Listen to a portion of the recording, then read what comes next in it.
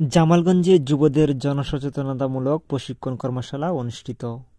আমাদের জামালগঞ্জ প্রতিনিধি আব্দুস সামাদ আফিন্দির পাঠানো তথ্য ও ভিডিওচিত্রে দেখুন বিস্তারিত। আলোকিত সকাল, সারাক্ষণের সংবাদ।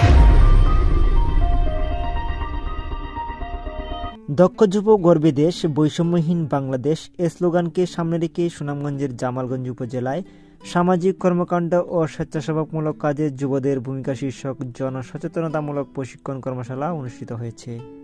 মঙ্গলবার সকালে উপজেলা পরিষদ হলরুমে উপজেলা সহকারী যুব উন্নয়ন কর্মকর্তা এ.কে.এম.